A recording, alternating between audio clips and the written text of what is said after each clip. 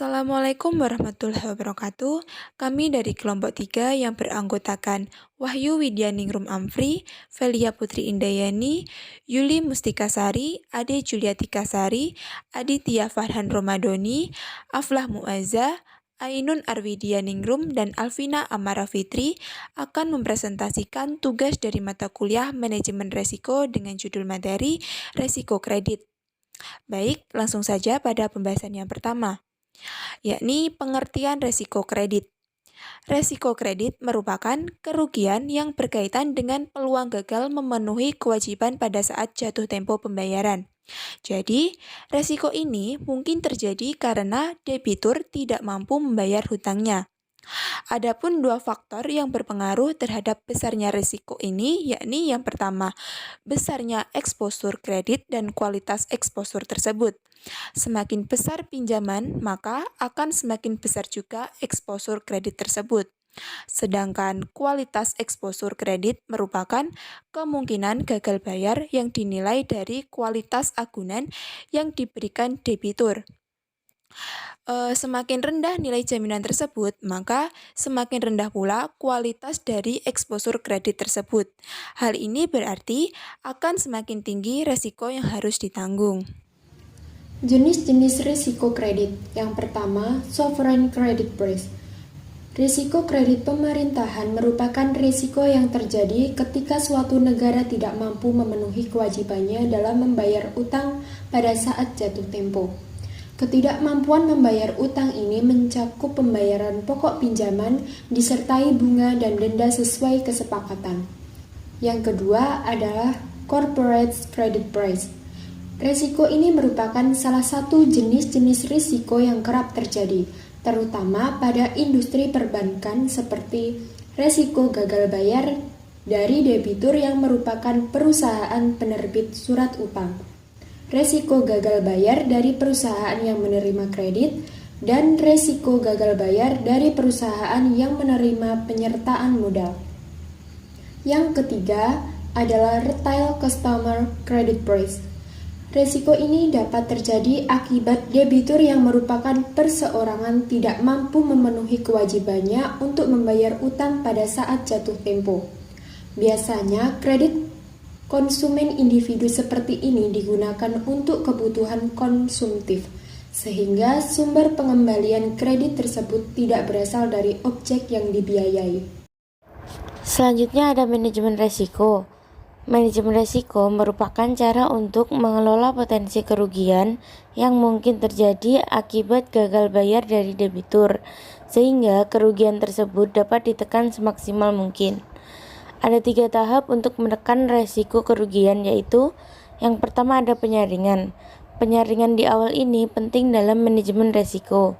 Hal ini merupakan langkah preventif agar risiko dapat ditekan sekecil mungkin.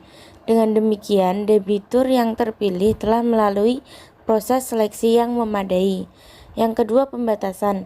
Pembatasan di sini dimaksudkan pembatasan terhadap besarnya kredit bertujuan untuk membatasi pemberian kredit yang berlebihan dan di luar kemampuan kepada debitur. Yang ketiga ada diversiasi.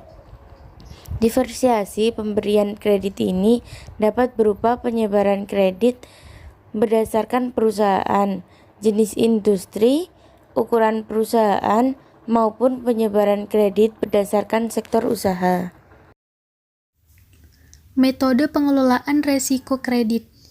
Yang pertama yaitu model pemeringkatan atau grading model. Kredit yang diberikan bank beresiko menimbulkan masalah, namun kecil kemungkinannya jika bank menerapkan kebijakan pemberian kredit yang sehat. Langkah pertama yang perlu dilakukan adalah menciptakan model pemeringkatan kredit sebagai sarana untuk menetapkan kemungkinan terjadinya gagal bayar atau default. Dalam hal ini, bank melakukan kalibrasi risiko yang memungkinkan bank untuk menetapkan probabilitas tertentu untuk setiap kejadian yang tidak diinginkan. Cara ini memungkinkan bank untuk memastikan bahwa portofolio kredit bank tidak terkonsentrasi pada kredit berkualitas buruk yang memiliki kemungkinan gagal bayar yang tinggi. Yang kedua yaitu manajemen portofolio kredit. Bank mengukur portofolio kreditnya untuk memberikan keyakinan bahwa kredit yang diberikan tidak terlalu terkonsentrasi pada satu industri atau wilayah geografis tertentu.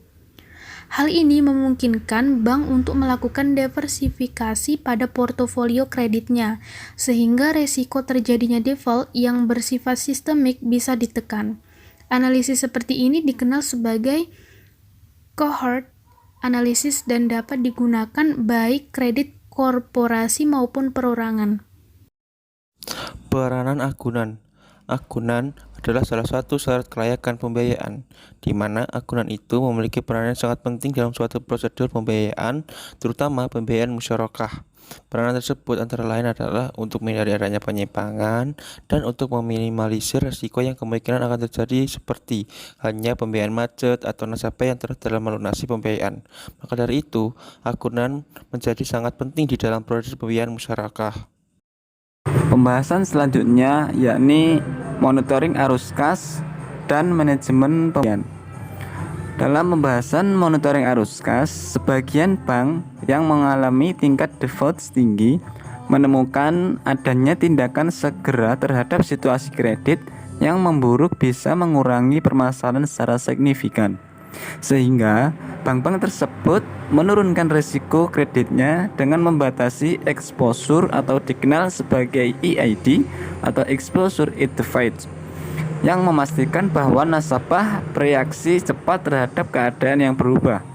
Adapun yang kedua, yakni manajemen pemulihan. Manajemen ini yang efisien terhadap situasi kredit yang mengalami default bisa menghasilkan pemulihan atau recovery yang cukup besar dibandingkan tingkat kerugian. Oleh karena itu, sebagian bank menciptakan unit kerja yang secara khusus diberikan tugas untuk menangani pemulihan kredit macet sebagai bagian dari proses manajemen risiko kredit yang berkualitas tinggi. Selanjutnya yaitu cara pengendalian risiko kredit. Untuk menghindari atau meminimalkan risiko yang akan dihadapi, maka sebelum penjualan kredit diberikan, perlu dilakukan analisis kredit terlebih dahulu. Tujuannya untuk mengetahui kemauan dan kemampuan pelanggan dalam membayar kewajibannya.